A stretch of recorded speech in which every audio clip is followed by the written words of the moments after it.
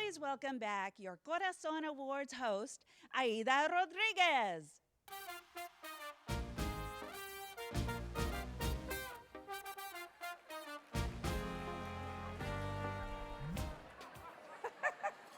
Are you enjoying your lunch? Good. At least one of us is. Jokes.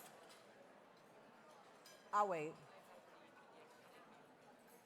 I feel like a teacher in a classroom. I'm like, I'll wait with a bunch of grown-ups. So I'm back. Please continue eating while we begin our awards. I just have to say that those awards are breathtaking. They're so beautiful. I work in an industry where we see awards all the time, all these statues. To see that beautiful woman on that award was just, I want to purchase a print. The art is beautiful. So give it up for the artists who created such a beautiful image. An Afro-Indigenous woman is just beautiful. So what do you say? We bestow the honors. Ready to get started? All right, here to share the no, that's not good enough. Are you ready to get started? All of the enthusiasm and energy to those who are receiving the award. We have to learn to just give when it's not about us. It's important to celebrate our people. So with that being said, I would love for you to give us back the energy that we are giving you. And just remember that one day is going to be your day. You're going to want people to cheer and clap for you.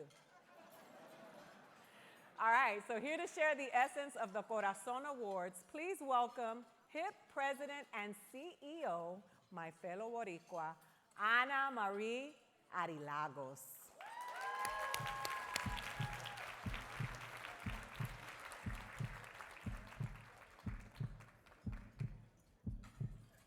Qué linda.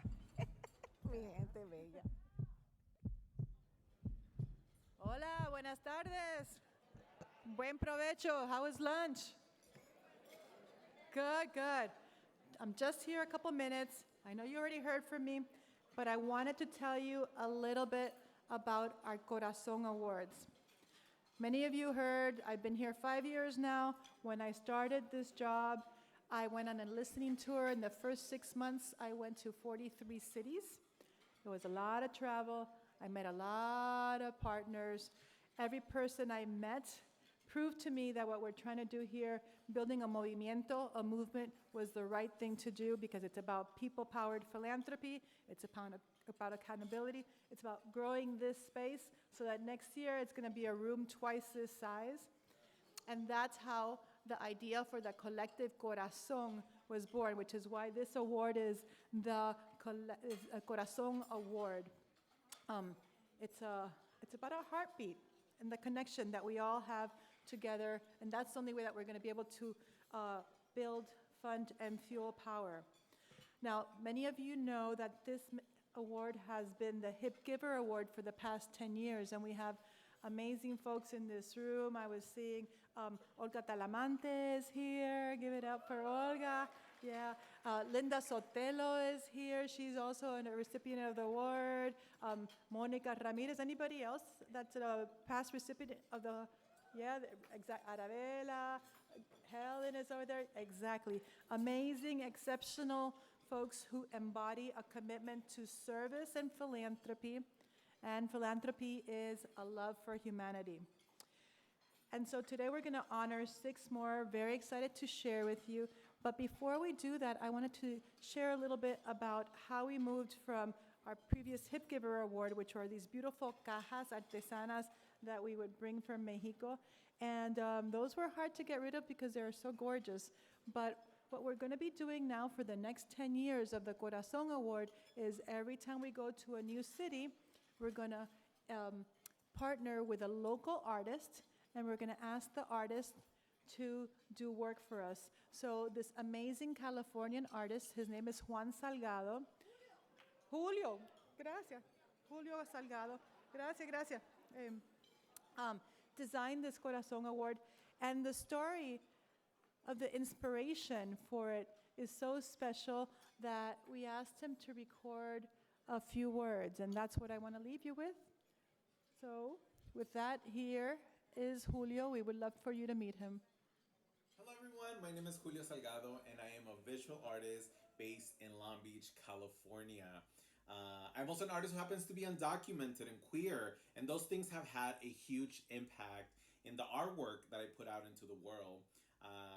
Congratulations to Hispanics in Philanthropy for 40 years of the work that you've been doing. I wish I was out there in the Bay Area with you all. Shout out to the Bay Area family celebrating my sister. My sister, she was born with chronic kidney illness, and at 7 years old, my mother gave her one of her kidneys so she can be put off dialysis, and she was able to live with my mom's kidney for a couple of years. All through her life, she had to deal with health issues. And a couple of years ago, she was told that her kidney was giving out. And so, my sister, the strong mujer that she is, that person that's like, all right, this is something that I'm dealing with. What's next? What do I gotta do, right? And so I wanted to honor that in my sister. Thank you, Hispanics and Philanthropy, for reaching out to me and allowing me to create this piece that you're giving to some folks today. Again, congratulations for being there for your community. You're teaching me, the way that my sister is teaching me, and let's keep uplifting each other up. Thank you, and have a great day.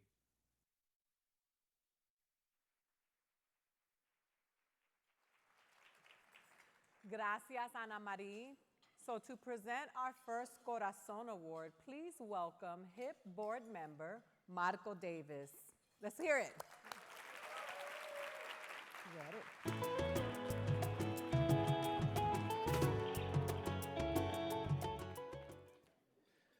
Muy buenas tardes. It's good to see all you lovely people here. Thank you for supporting HIP and for being here at our conference. So our first Corazon awardee is a trailblazer and inspiration to leaders and advocates across America. Born in the East Harlem neighborhood of New York City, she is an Afro-Puerto Rican activist, scholar, author, and educator.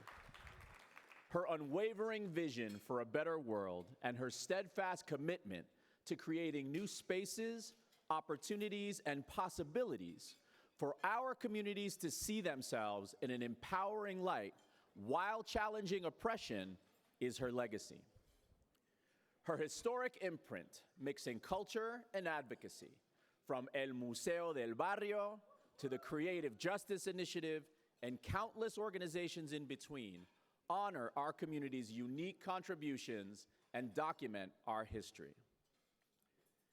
For dedicating her life's work to the advocacy and celebration of the arts, histories, and cultures of communities of African descent in the Americas, it gives me great pleasure, as an Afro-Latino myself, as a fellow New Yorker, to say that HIP is honored to present the 2023 Corazon Award to Dr. Marta Moreno Vega.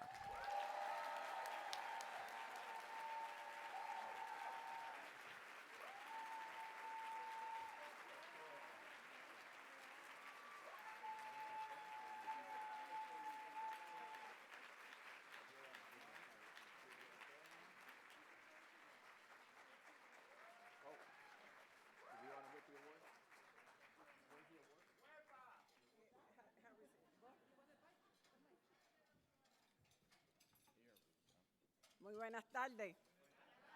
Muy buenas tardes. It's an honor being here, and I am honored by HIP, the board, the staff, and Ana Mari, who is a warrior woman.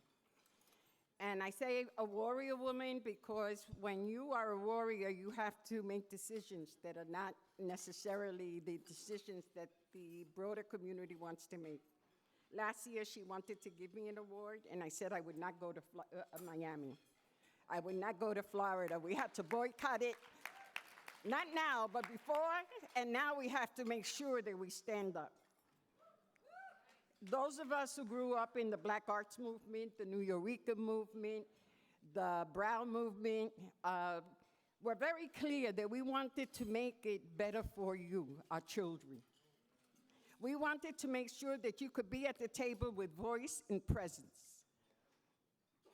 We didn't want you just to be there to get a check.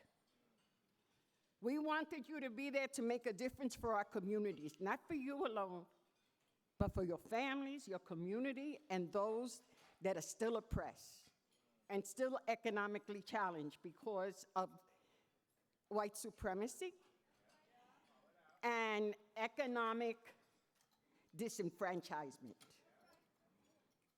We thought we had taken a step forward, and we have. Look at you. You are gorgeous. You're beautiful. So clap for yourselves.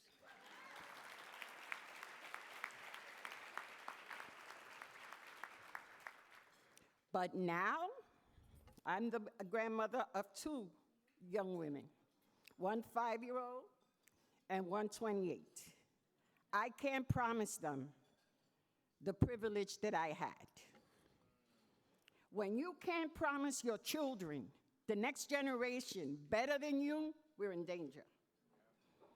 Understand that we are in danger. Yes, we're celebrating, and I am honored to receive an award. But when our communities are in danger, when our women can't have agency over their bodies,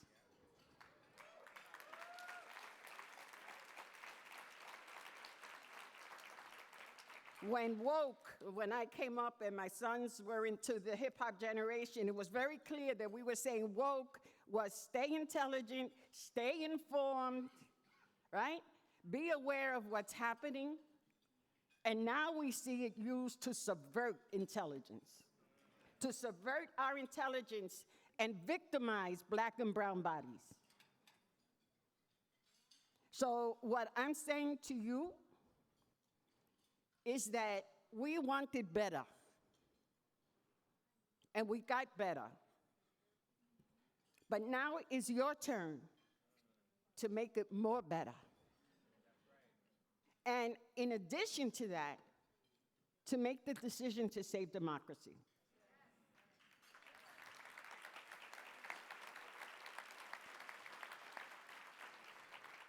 I'm not speaking party politics, to be very clear.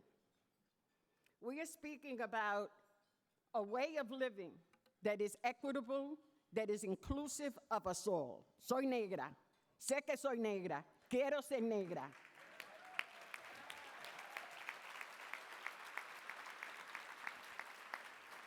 No hay nadie que pueda ocultar la historia de mis padres, de mi abuelo. You should not allow anyone to censor the history of your grandparents, your great-grandparents, and the legacy they have left you. When you allow that, you allow your erasure. So that's your choice. We have to stand up at this moment. We cannot not speak up.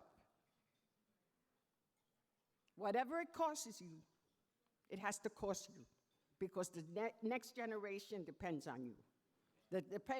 And it's moving so fast that we can't even say the next generation, because already women run the risk of dying because of the decisions of the Supreme Court. So let's be very clear. If we're going to protect our young women, if we're going to protect ourselves, and we're going to protect our future, you must stand up and have voice. Thank you.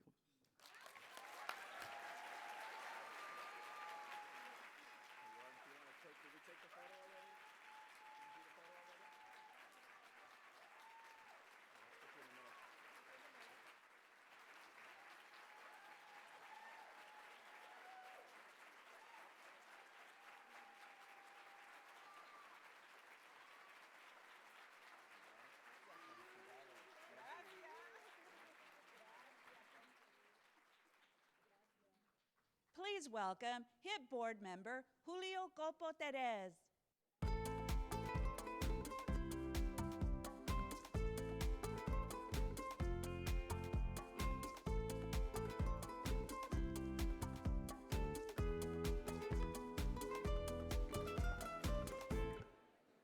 Hola.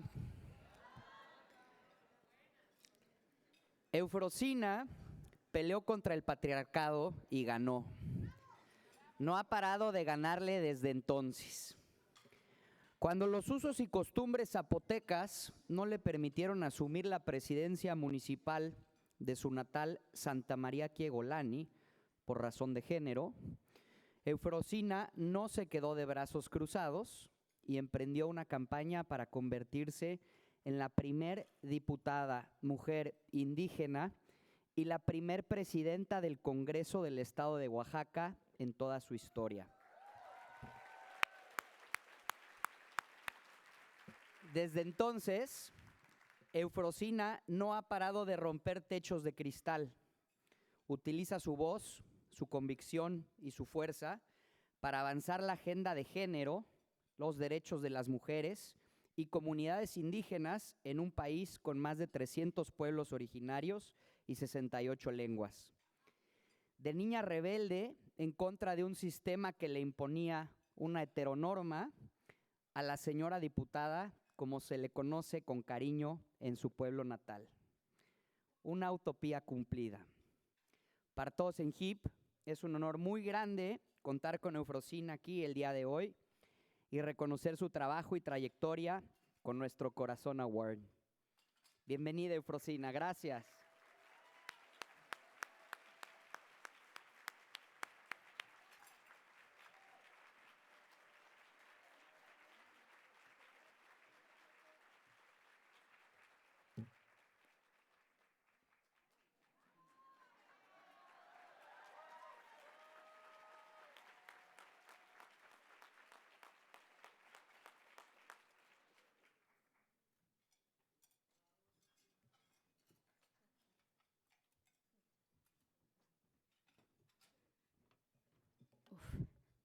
Tiush Irangede, no es inglés, es mi lengua materna, el zapoteco, de la cual me siento orgullosa de hablarlo, de defenderlo y de gritarlo al mundo. Hace más de 30 años nació una niña indígena que otros ya habían decidido construir su historia. El que tenía que casarse a los 12, 14 años, como su abuela, como su tía, como su madre, como su hermana, a la mujer que más admira, Claudia, que parió a los 12 años. A los 31 años ya tenía 9 hijos. Y le habían dicho a esa niña que era el uso y costumbre, que esa era su realidad. Y huyó, dividió su corazón en dos, para gritar al mundo que no por el hecho de ser mujer y de ser indígena, otros tienen derecho de decidir cuál es su historia. Arrebató a la adversidad, a esa desigualdad, a esos nos que le habían dicho para construir su propia historia. Y entender que esto que ven ustedes es su primer derecho y obligación, que es su propiedad, o sea, mi cuerpo, porque en mi cuerpo decido yo.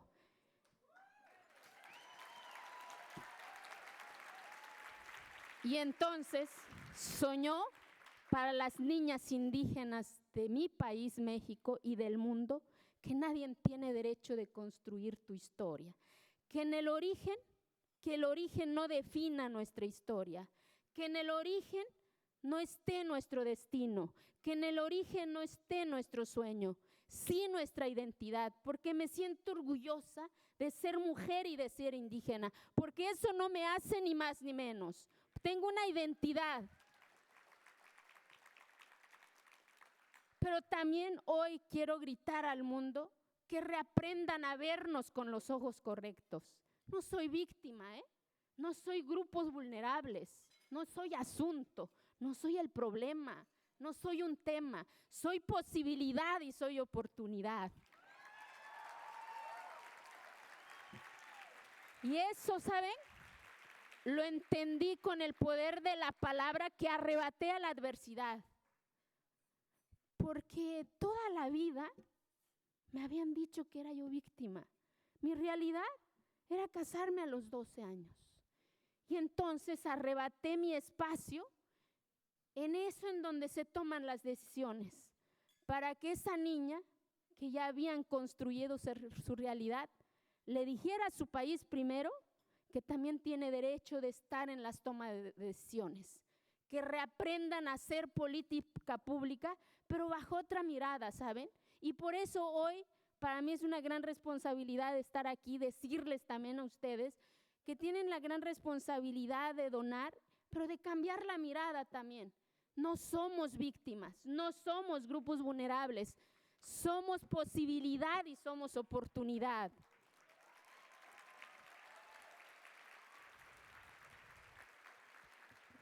Y esa niña que soñaba a través del cuarto de su maestro, que estudió en una escuelita de piso de tierra, que en lugar de mesabancos tenía unos tablones, pero que su maestro, que tenía que caminar más de 12 horas y que no entendía por qué tenía que levantarse con mamá y ser las últimas en dormir para atender y atender.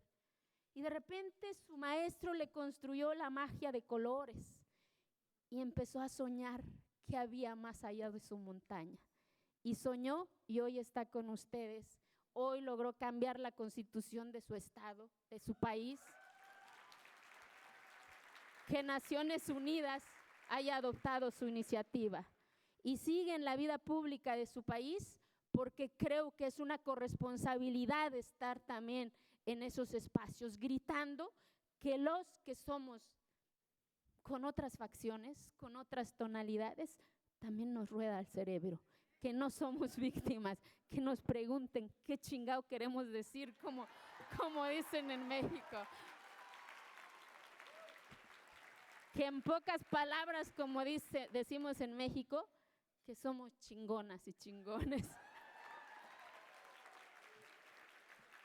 Y hace menos de un mes y medio, el sueño de esa niña era que nunca más una niña indígena llore abajo de una cobija porque su origen defina su destino. Y hace un mes y medio logró que México sea el primer país en América Latina de tipificar los matrimonios infantiles o equiparable como delito grave.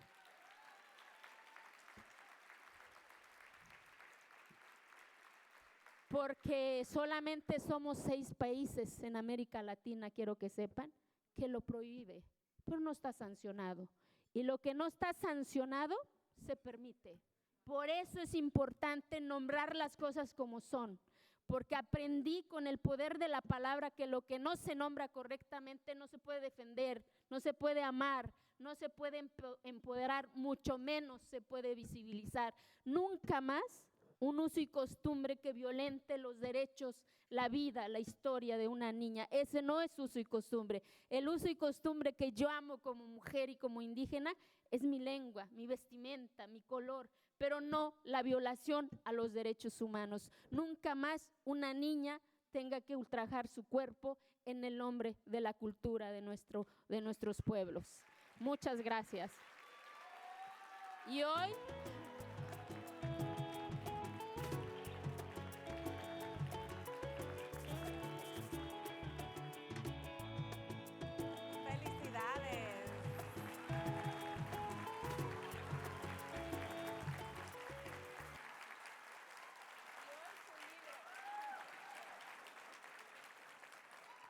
Felicidades. Powerhouses. I'm going to take them all back to LA with me. All right, we're going to keep the show going. You feeling it? I feel this vibe in this room, and it is powerful. So let's keep that energy. Now here to present our next Corazon Award, please welcome HIP board member Maribel Fuentes. Energy, let's go.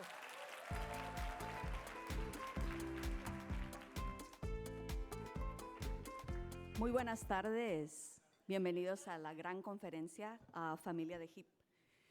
Me llamo Maribel Cifuentes y tengo el gran placer. I am so privileged. My name is Maribel Cifuentes to present this award to our next awardee. She is a visionary and transformative leader who is passionate about elevating the voices of communities, pursuing equity, using philanthropy as a catalyst for tangible and enduring social change. As the CEO of the Latino Community Foundation, or LCF, she is unleashing the civic and economic power of Latinos. Under her leadership, the foundation has raised over $70 million to advance the mission across the nation and internationally. Today, LCF leads one of the largest networks of Latino philanthropists in the country, and it is the only statewide foundation solely focused on investing in Latino leaders. Driven by her sense of urgency, justice, and determination, she has dedicated her life to create opportunities for Latinos to thrive economically and also to engage civically. So for her commitment to our community and for making this world just an overall better place, HIP is pleased to present the 2023 Corazon Award to Jacqueline Martinez Garcel.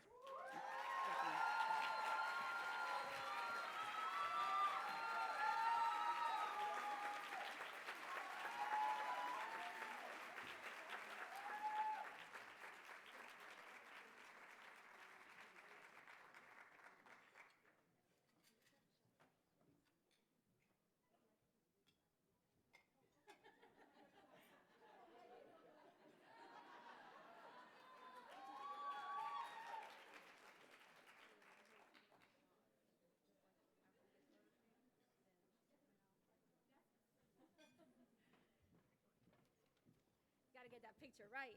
Thank you, Ana Mari. Wow, the women who have come up here and spoken have left me breathless. Doña Malta Moreno, where are you?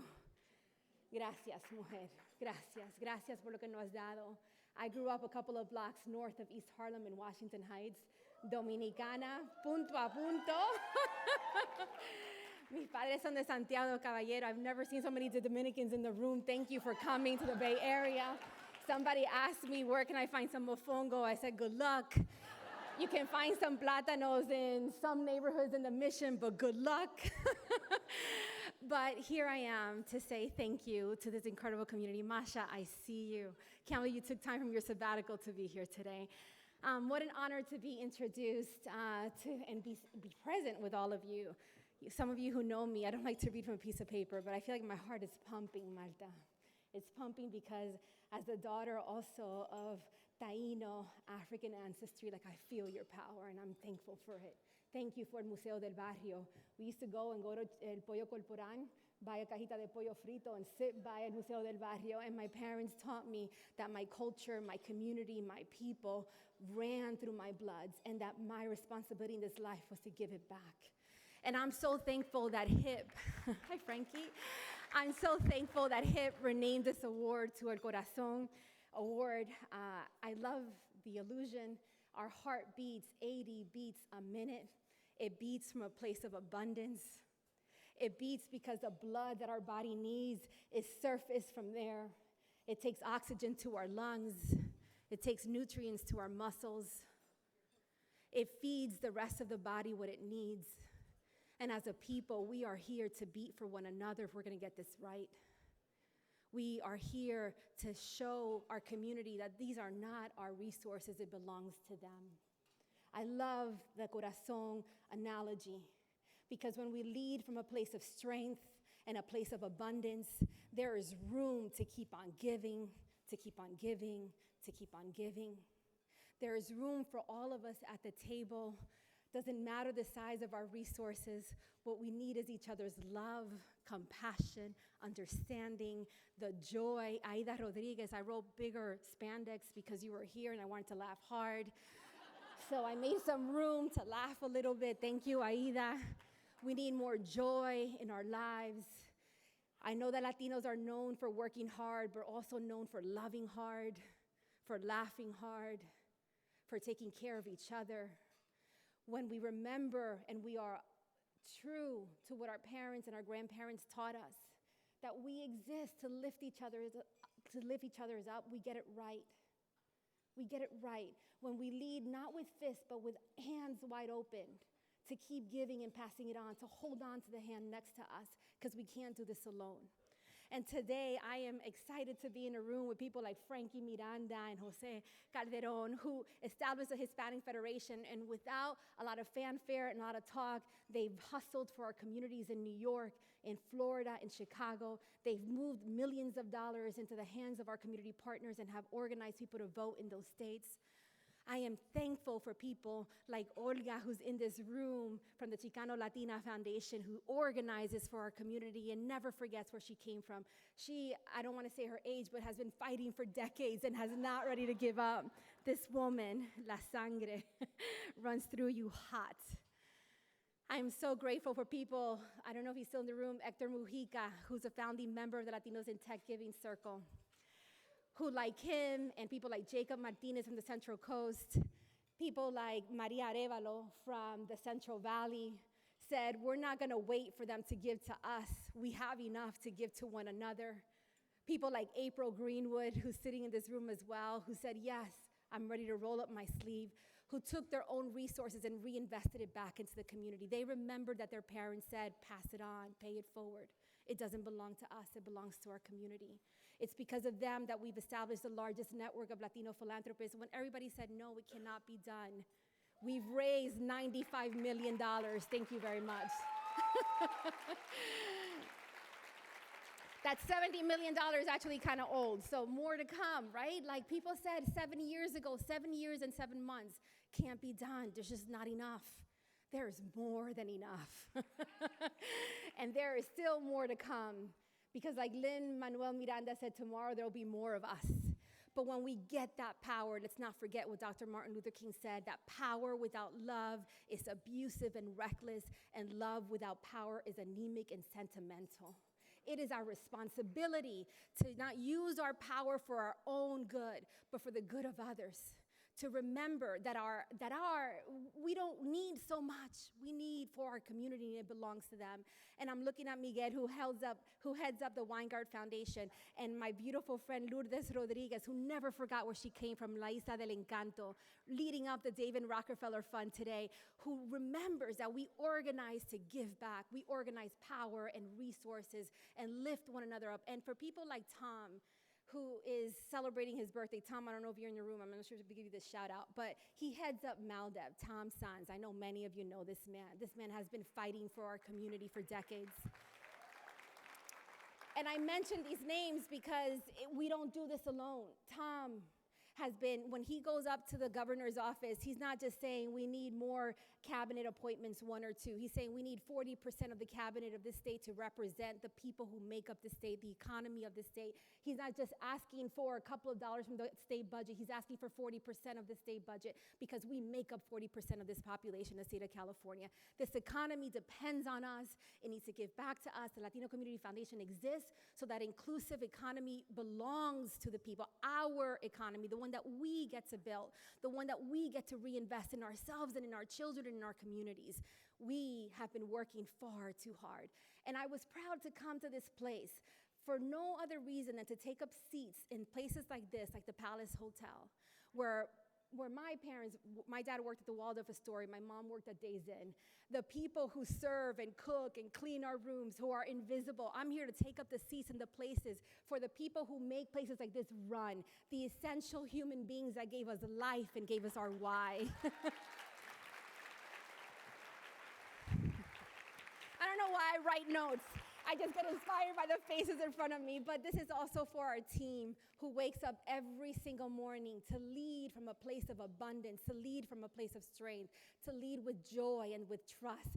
The Latino Community Foundation, no, Arabella said we have an endowment of almost $100 million. We didn't want to sit on those assets. We've in fact invested 2/3. It is not about a 5% requirement. So if you're sitting at a foundation, figure out how it's going to be more than 5%. Our communities need the money now. It is time to liberate the capital for our communities. So yes, we've raised that money, but we didn't want to sit on assets. Our butts are big enough, right? Like I'm Dominican, I get away with saying that.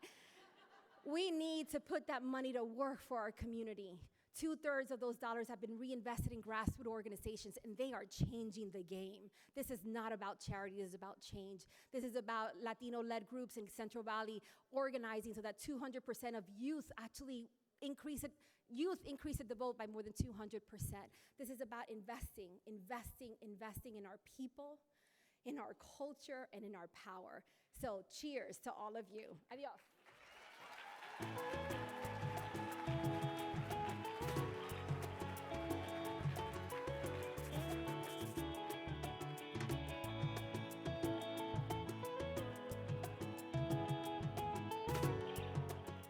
To present the next Corazon awardee, please welcome HIP board member Sean Escoffery.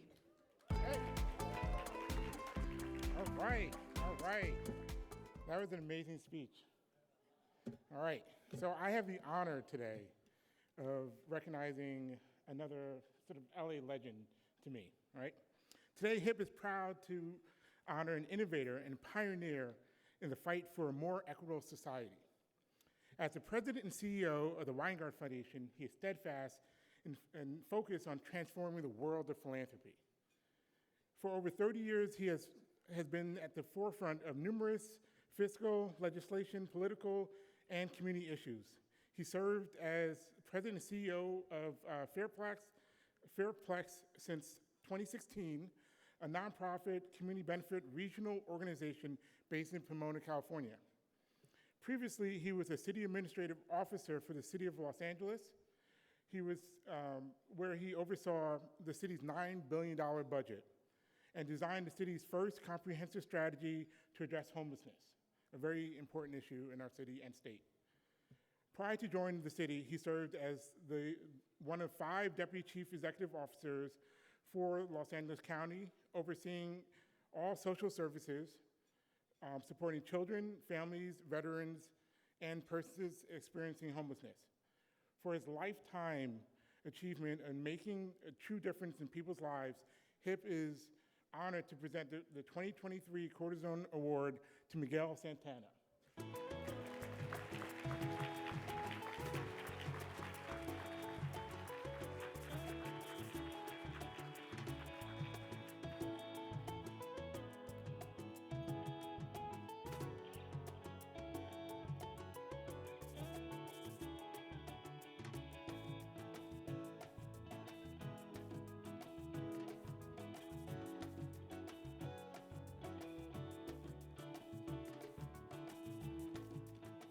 Buenas tardes. So note to self, never accept an award following amazing chingonas. Because I will never come close to the powerful speeches they just gave. Let's give them another round of applause.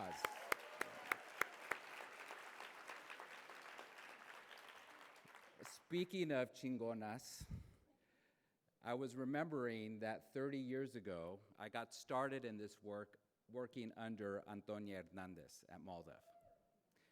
As we all know, Antonia is retiring soon, and her legacy to philanthropy, but to civil rights, is unparalleled.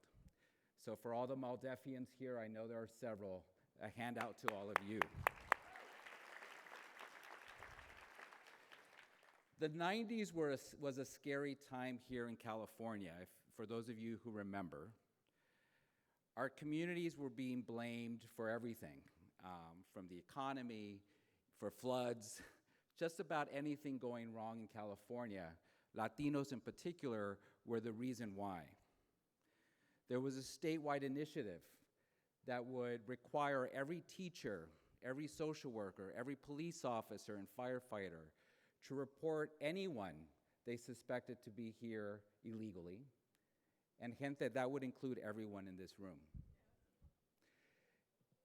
It brought an end to affirmative action and to bilingual education.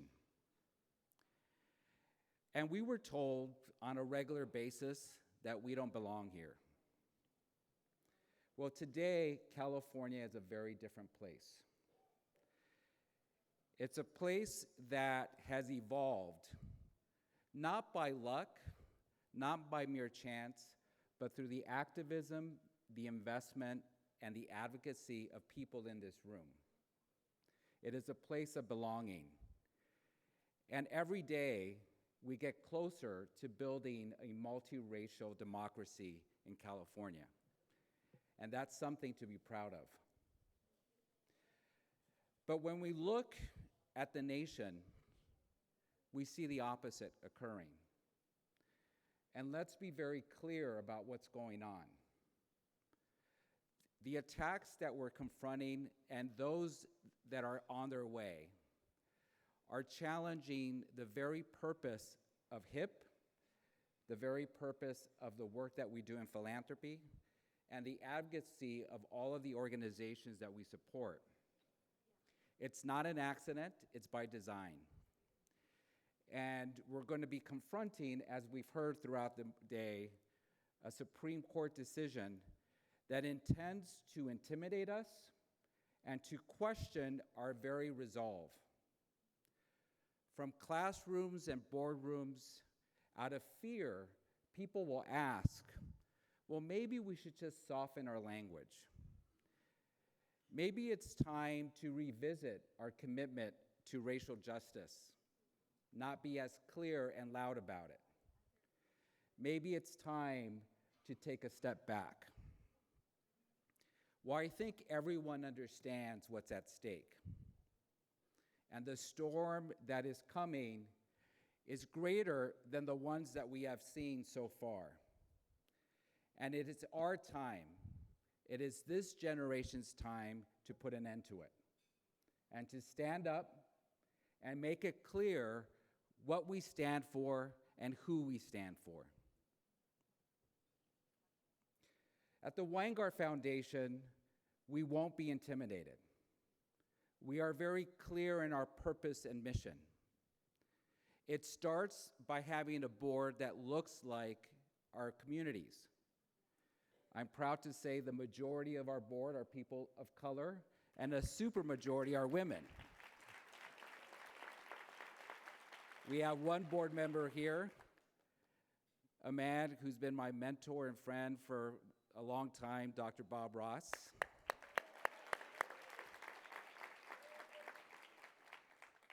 It's a place that we encourage our predominantly people of color staff to show up as their true selves, to really lean into their own lived experience, to connect to our partners. It means that we're committed to investing 100% of our corpus in alignment with our mission. That's right, as should all of philanthropy.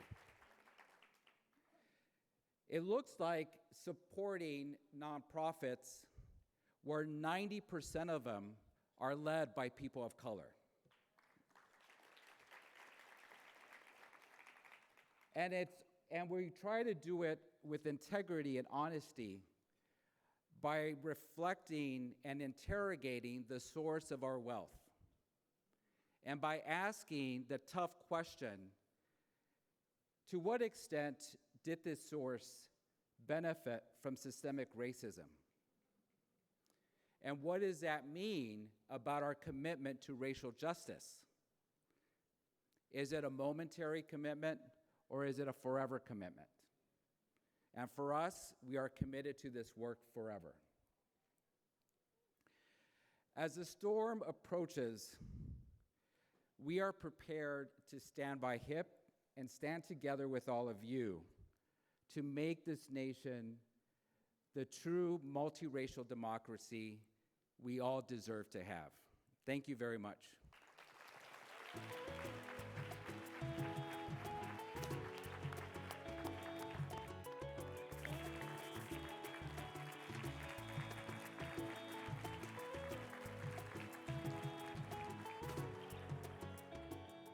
Tell me about it, Miguel. Now I have to follow you.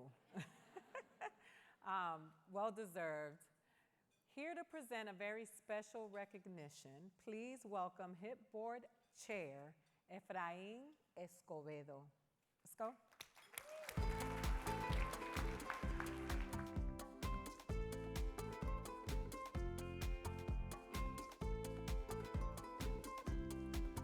Buenas tardes. It is a pleasure to see you all here, and it's been just heartwarming to just see the tremendous Corazon in our community that is just leading the way, that's gotten us here over 40 years, but more importantly, sort of where we are going in the next 40, and the future looks very bright, forever. I'm coming up for a free-form portion of our program. And as HIP has celebrated its 40-year legacy and ascendancy over 40 years, breaking down barriers in philanthropy, transforming the sector. At the same time, there are warriors, and Miguel mentioned Antonio Hernandez, warriors leading the way, breaking down barriers where power mattered inside government, inside the political party system. And this past month, we lost one of those warriors that was trailblazing and blazing across, knocking down wall, who accumulated not one but many firsts.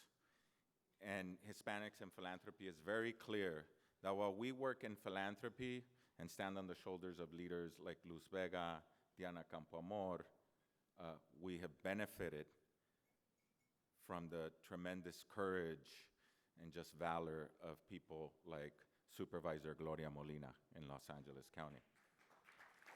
And so I'd like to invite one of my mentors and good family friend, Miguel Santana, CEO of Weingart, back up to the stage. I know he was just up here, but we wanted to honor the memory of Gloria because this is where we understand the shoulders that we stand on, and take this moment to really just reflect on her memory. And no one better to do that than Miguel Santana, who for many years and decades was part of the Gloria Molina team, was in the trenches leading the way, and what more appropriate leader to help lead our reflection for Gloria than Miguel Santana. We've queued up a video to center us and really honor the memory of Gloria Molina. So I'll ask if we could play the video. I'll step back and allow you to say some remarks in a moment of silence.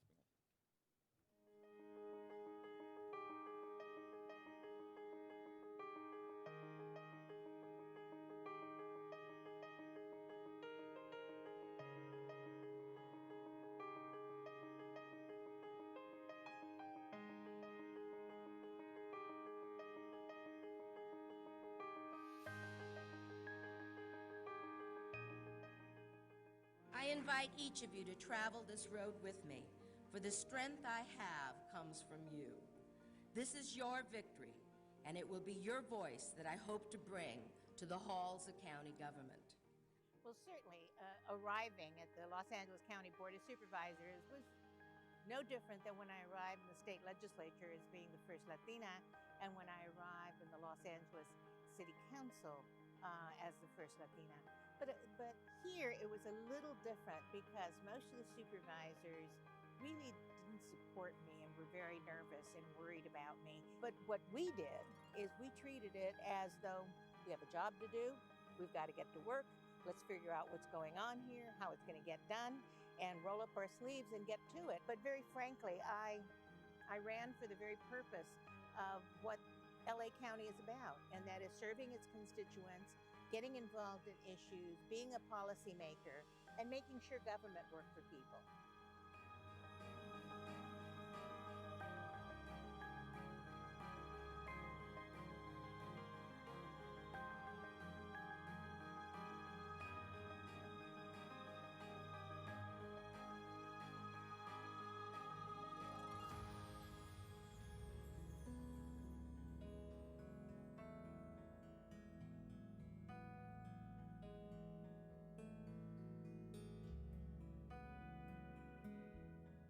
As this is a county facility, will be a county park. We have a real opportunity to create a real green space in LA County that I think everyone will hopefully benefit from. I knew there were certain things that I wanted to do.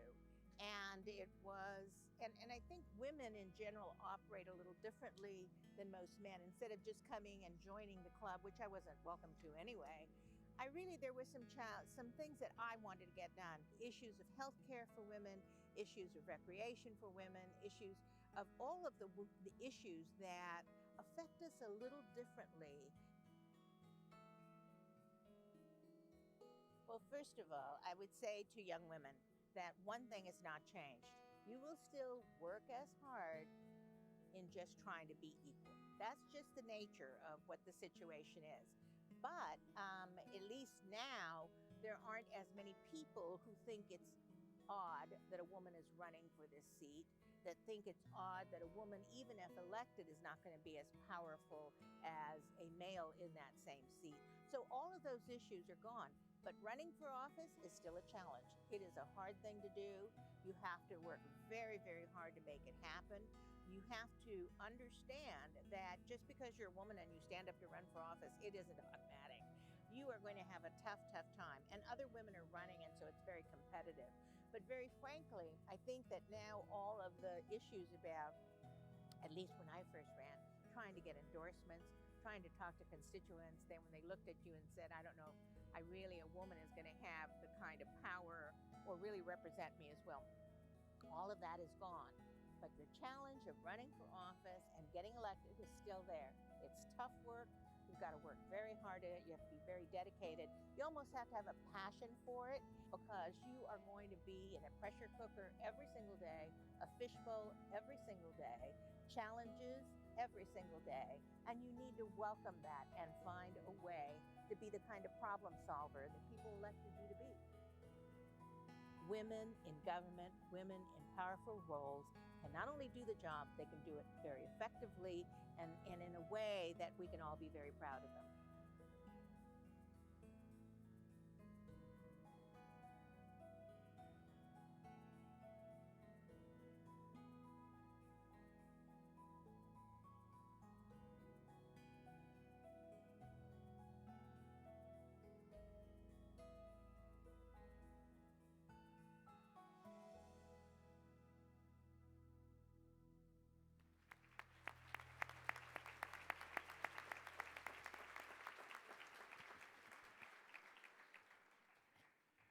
Well, I'm a proud Molinista. Those of us who work for the supervisor have called ourselves Molinistas for a very long time. And for us, it really captures sort of a sense of values and the lessons that Gloria's taught us, I think, are applicable in our work and in this moment in particular. You know, when she became supervisor in 1991, she was already a household name in the Chicano community in Los Angeles.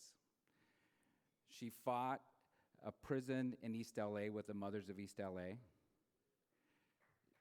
That's right. Successfully. And wasn't intimidated by the governor or the speaker or the entire legislature, who promised that they would support any bill that she carried as long as she supported a prison, and taught us that you never sacrifice your integrity for anything.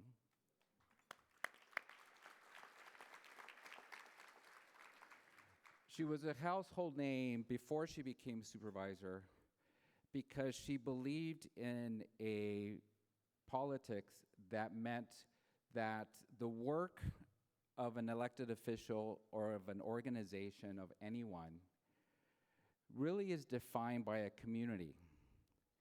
So you could introduce the best legislation, have a very well-seen press conference. But if we would ask ourselves, if our mothers and fathers don't see it, can't touch it, don't notice the difference, then it really doesn't matter. And for me, and certainly for a lot of people in this room, that's what we're about. It's ultimately our community tells us when our work is done. And they're telling us now we have a long way to go. And the other incredible lesson that Gloria taught me and the other Molinistas is that your voice matters as a person, as an individual, that despite the naysayers, despite the odds against you, despite the hate and literal hate that she would receive, sometimes from the guys in our own community, is that one voice actually can make a difference, and that bringing agency to a community is as important as any legislation that you establish. And that agency is created through the arts, through music, to celebrating our culture, our food, our traditions, our customs, and being proud of who we are. And that pride was a motivation that allowed her to be who she is, who she was. So thank you, HIP, and for taking the time to honor such an incredible leader in our community. There has been a fund that has been established in her name at La Plaza de Cultura y Arte, and an organization, a cultural center in Los Angeles that is here to celebrate our community and our contributions and our history. And the intention of that fund is to document the story of the Latino community in Los Angeles. And on Friday, I'm proud to announce that the Weingart Board committed $100,000 to that fund, as has others like the Irvine Foundation and the California Community Foundation have also contributed to it. So with that, I'll close by asking that we take a moment of silence in honor of Supervisor Gloria Molina.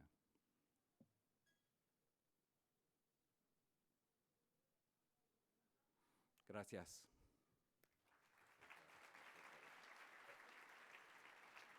Please welcome HIP board member Hector Mojica.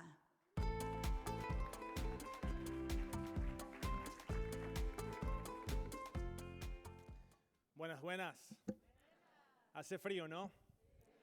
I'm not sure if they're doing that to keep us awake or to remind me that I'm no longer in Miami, but either way, it's working. On behalf of HIP, it's my honor to present an amazing Bay Area artist, activist, and entrepreneur. She is a Renaissance woman whose art addresses migration, gender and racial justice, climate change, and sexual freedom. Her work centers joy and healing while challenging dominant cultural practices. She is also regarded as one of the leading thinkers and personalities uniting art, culture, and social impact. Through her leadership as president and co-founder of the Center for Cultural Power, an organization igniting change at the intersection of art and social justice, she has been instrumental in building a cultural strategy that supports BIPOC artists in the United States.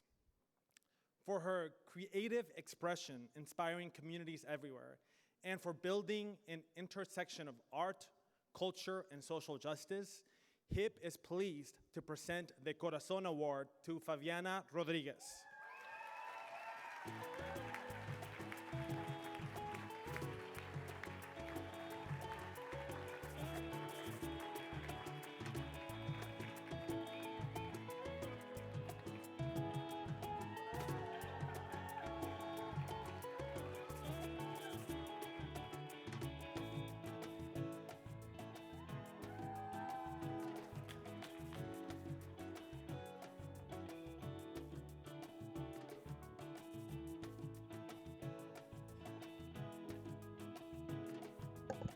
Hello, everybody.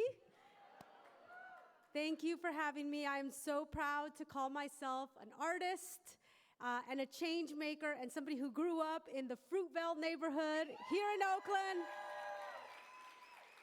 I am the daughter of Peruvian immigrants, and the founding philosophy of the work that I do is that culture is power. And my roots as an artist activist were formed by growing up in a community that was directly impacted by the war on drugs, and whose homelands were treated by sacrifice zones by the fossil fuel industry, and who for decades have been dealing with the climate crisis. And that said, I'm also a living witness to the Black Panthers, to the Chicano movement, to the birth of hip hop, to the murals in our communities. And I learned that despite the hardship, that art and culture show us what's possible. Art and culture make the impossible feel tangible. And I remember when I was growing up, Dora the Explorer didn't exist yet. Selena hadn't really blown up yet. And I was like, Where are all the artists who look like me? Why are we not on television? Why do I not see ourselves reflected? And at the same time, as the previous speaker was talking about, we saw a wave of very anti-Latino, anti-immigrant legislation. My parents knew that I was creative, and they found programs for me at the Unity Council when Arabella Martinez was there. That's where I learned how to make art and create, and my mentors taught me that the power of art was the power to activate the collective imagination. You see, culture shapes our values and behaviors, and therefore, great influence is wielded by those who have cultural power and infrastructure. And by infrastructure, I mean the institutions, the platforms, the relationships that generate the narrative, that shape how people think and act. And Latine people, we make up almost 90% of this country. We are 2.9% of television, film, and entertainment. And this has a direct relation to the policies that get translated. Because culture change moves faster than policy. In fact, policy is a manifestation whose time has come, but in culture, we create those ideas, we create what's possible. My organization, the Center for Cultural Power, has been key in building narrative and cultural infrastructure over the last decade. We are working at the intersection of art and social justice, and since 2020, through our Constellations Culture Change Fund, we have moved $4 million to the field of culture, to the hands of artists, to artists and cultural organizations. All the artists and cultural organizations, raise your hand. Your work is so important. And the Constellations Culture Change Fund is going to mobilize another $10 million in multi-year funding resources to artists, culture bearers, and cultural strategy organizations. My colega, Cynthia Carvajal, is here representing our powerful field-building work. And just in a few years, you know, I'm surprised. I grew up East Oakland, the Fruitvale. I was an artist. I wanted to be an artist. My parents were like, no, math, science. I ended up dropping out of college, teaching myself how to code, and creating an organization which today is helping to set national strategies. So, invisibility leads to harmful policies. We absolutely have to scale our cultural footprint. We need to build cultural infrastructure and power, and we need your support. Thank you very much.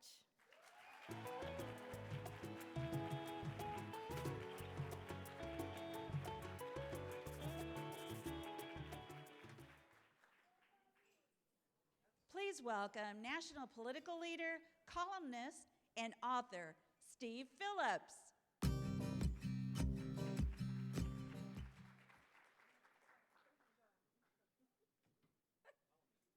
Ta-da! I always wanted to be a white man. I think my life would go a whole lot easier. Anyway, jokes. Congratulations, Fabiana. Here to present our final Corazon Award, please welcome HIP board member Eli Velasquez. Energy, energy, let's go.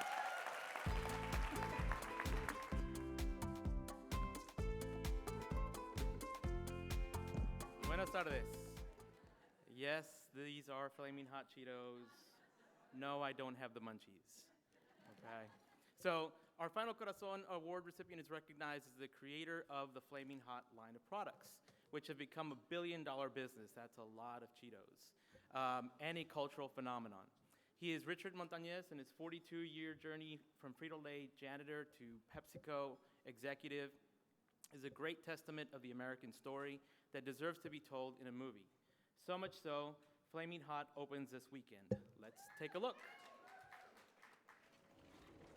All you gotta know about the loco is rotation is the key. Out with the old, in with the new. They're all old.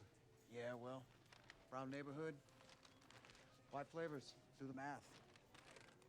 I mean, who eats Cool Ranch anyway? Excuse me. That lady.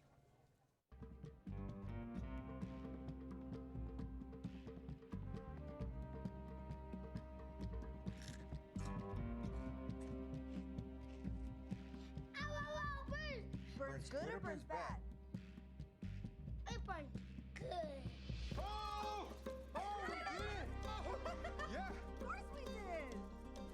Hi everyone, I'm Eva Longoria and I'm so excited to hear that Hispanics in Philanthropy are honoring my good friend Richard Montañez with the Corazon Award.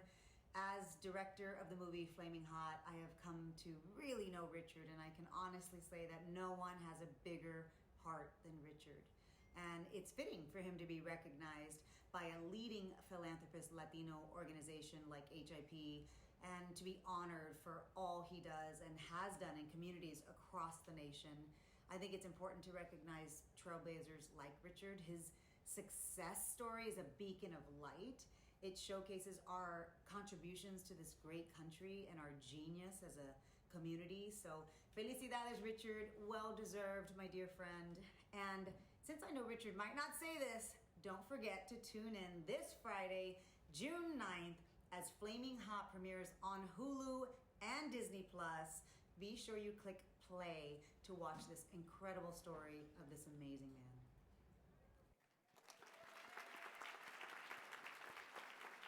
So today we honor Richard for his lesser-known philanthropic work, including as founder of One Light, a nonprofit that provides hundreds of high-need families in the United States with food, shoes, haircuts, and school supplies. And finally, as a long-standing mentor and supporter, nurturing the careers of hundreds of PepsiCo employees. For his visionary leadership, commitment to giving back to the community and to diversity, HIP is pleased and honored to present the 2023 Corazon Award to Richard Montañez.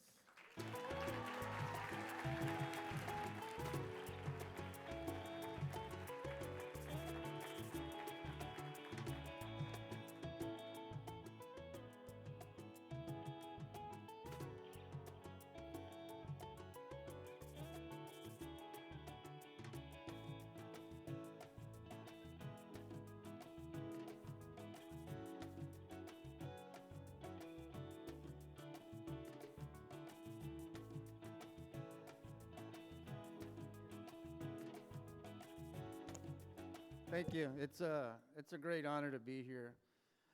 You know, I'm not your typical executive, your typical leader, but I am a leader. You know, I learned my leadership in different places. I learned it in the barrio, in the hood, in the ghetto, and I've been a Thai all the time. And many times I've had to remind people, be careful how you talk to us, you know. And I tell people, don't let this tie fool you. I can take it out. We can go outside and talk if you want. But thank God for my wife, the inspiration in my life. Her name is Judy. You know that me and Judy have been married for 48 years. And I don't have a high school diploma, but I get to teach leadership classes at some of the top universities in the country. Harvard, you know, Notre Dame, you name it, we've been there. A couple years ago, we were at Harvard, and the students asked me a question. They said, how long have you been married? And I said, at the time, it was 46 years. And they all looked at me and said, 46 years? That's twice as long as I've been alive. Because, you know, they're 18, 19, 20, 21. They said, how do you do it? Do you guys still argue? And I told them, I'm going to tell you how we do it. Yes, we still argue. But Judy told me this a long time ago. She said, Richard, I was with you when you had nothing. I ain't leaving now.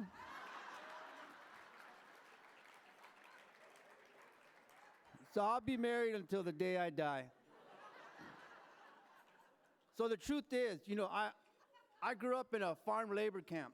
Now, what is interesting, and as Latinos, we've been fighting since the day we were born. And we will probably fight until the day we die. I'm not an immigrant, but I know the life of an immigrant because I was never treated as a regular citizen. Right away, they see my color, and there's your line over there. That's where you belong. But I had a wonderful grandma, a mom, and a wife that taught me what inspiration was. And I've said this, and I believe this with all my heart. I've said this 1,000 times, and I will say it until the day I die. I will take the leadership of a Latina any day. Because it is unmatched. And let me take it a step further. Again, I believe with all my heart that when God created the Latina, he was showing off.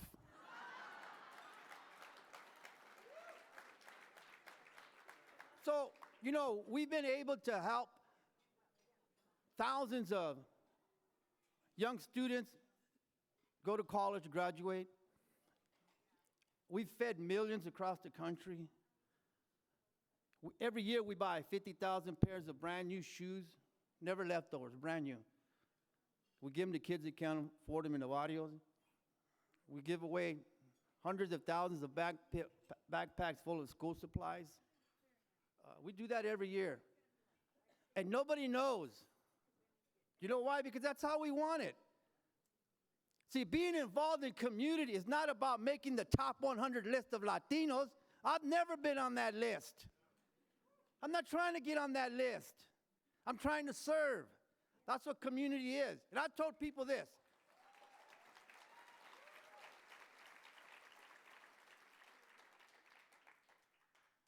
I've had the opportunity to speak at the United Nations 2003. You know you can't get an invitation, but I did it. I've had lunch or dinner with every U.S. president since Ronald Reagan, except for one.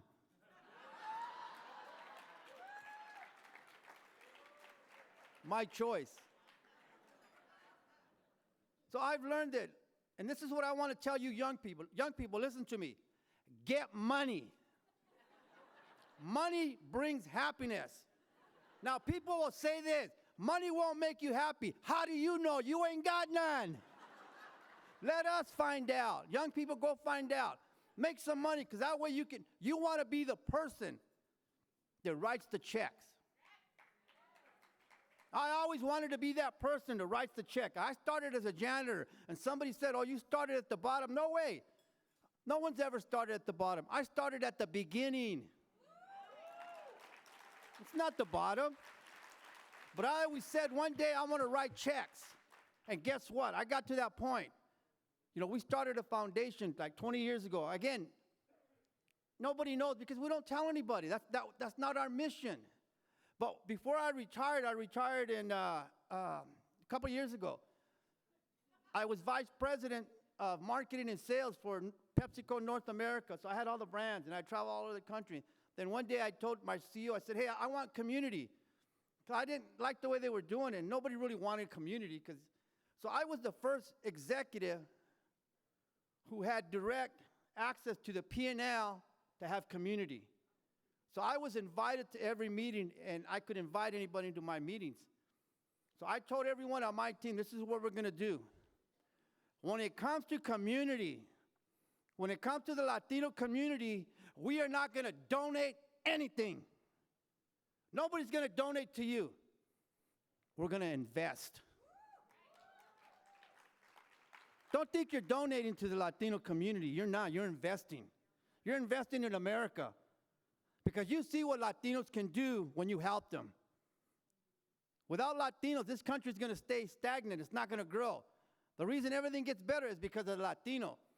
So when we go into a Latino market, it's never to donate, it's to invest. Because when the Latino grows, he takes your business with him. As they grow, we all grow. So that became my strategy. And then when I retired, I said, I want to go do this on my own. And then we started doing it. And then I wrote a book.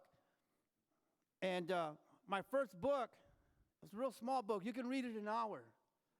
And the English majors tore it up. Misspelled words and didn't make, I didn't put the comma where it belongs, and I never went to school, and then I told people, I'm not trying to win a spelling contest. But that little book made its way to Hollywood. And there was a bidding war for the rights to that book. I mean, a bidding war. Me and my wife and my producer, we went and we met with MGM, Paramount, you name it, we met with all of them.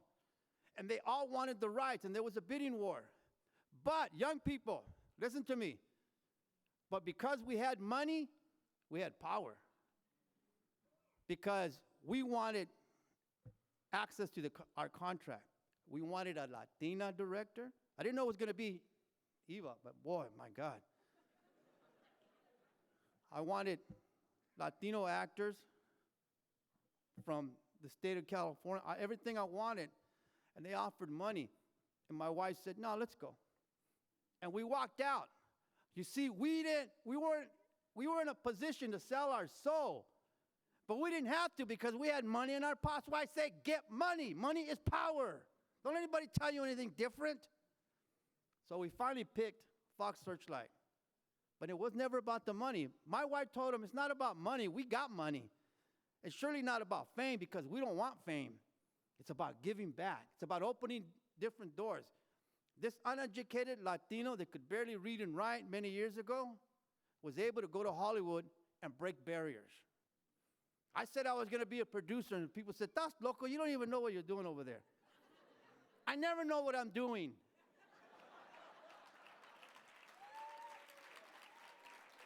That's the power of Latino.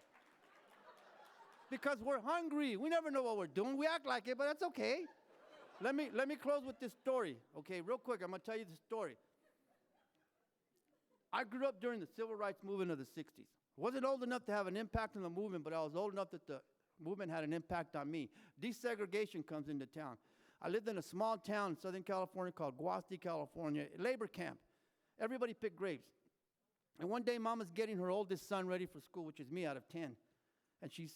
And I'm crying. And Mama says, "John, ¿por qué lloras? Cry, baby, why are you crying?" "Porque no quiero ir a esa escuela, because I don't want to go to that school." "¿Por qué no, mío?" "Porque todos hablan inglés," because everybody speaks English. I was being bused from one school, all Latinos, to an English school. And she said, "Well, you have to, because it's the law." And I'm like, "But I can't speak English." People today tell me, "Richard, you still can't speak English." So we went, and I made it to school. Got on the bus, went to school, didn't understand what the teacher was saying. And I remember, I was like, "Man, I don't want to be here. I can't speak the language. I'm the wrong color. I want to be like Bobby. I want to be like Roger. I want to be like Tommy. I don't want to be like this." And then the recess bell. I knew what that meant. I didn't need anybody to interpret that. That was lunchtime. So we grabbed our lunch, and there was 8 of us. We went, and we sat down together. And this is the 60s. It's scary. I pulled out my lunch, and everybody's staring at me. Why do you think everybody's staring at me? It was a burrito. You got to remember, this was 1963. The world hadn't seen a burrito yet. Contrary to popular belief, Taco Bell didn't introduce the burrito to the world. Me and my mom did. But the truth was, I was embarrassed. I was embarrassed because I struggled with English. I was embarrassed because I was dark, and I was embarrassed because everybody was staring at my lunch. So I went home, and I told Mama, I said, "Mama, haz un bologna sandwich con un cupcake con los otros. Mama, make me a bologna sandwich and a cupcake like the other kids." Because I don't want to be different. I want to fit in, Mom. Mama, marketing genius. She said, "No, mijo, this is who you are." The next day, she made me 2 burritos. And she said, "Here's one for you, and here's one to share with a friend."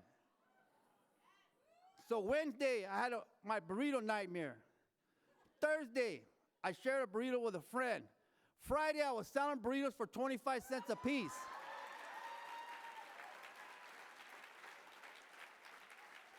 Young people, let me tell you something. This is what I found out as a young boy. As much as I wanted to fit in, I finally realized that I was never created to fit in. I was created to stand out. Young person, as much as you want to fit in, you never will, because you're created to stand out. Fall in love with yourself and stand out. Thank you, ladies and gentlemen.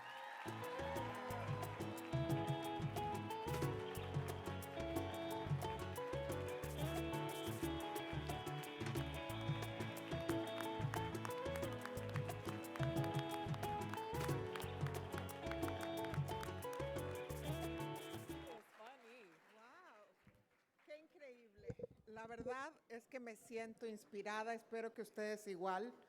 I really feel inspired, happy, with a big smile on my face. Es tiempo de continuar, pero también de stretch your legs, caminar un poquito, tomarnos fotos con nuestros awardees.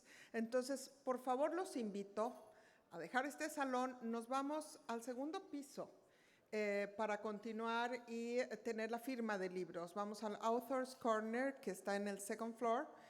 Por favor, acompáñenos. Gracias, Aida, también. No, gracias a ustedes. First of all, are you available to go on the road with me, Richard? Because you want to do some stand-up? You're really funny. You killed it. That was really, really good. First of all, I want to say thank you to all of you for standing up for people who are voiceless, standing up against white supremacy, colonization, and all of the societal ills that try to keep us down. Congratulations to every single person who won an award tonight. That means, or today, that's everyone who's in here, because we got some gems that were being dropped on us from the beginning to the end. And now my shameless plug. First and foremost, I'm a director. I directed 4 comedy specials for Latinos that are on HBO. Please check them out. They are amazing talent. Yes. And finally, my book is being announced today, HarperCollins. I'm very proud to be an author, legitimate kid. It is available for pre-order, but it comes out on October 17th, and it is the story of an indigenous Afro-Latina who's very proud of that grandmother who couldn't read. And I would love for you to share it and pick it up, because I guarantee you, you'll find yourself in my book. Thank you so much for having me. I am a reflection of you and humbled to be here. You ain't got to go home, but you got to get the hell up out of here. So please leave quietly and say and smile thank you to the servers on the way out. Remember, they are essential. Have a good day.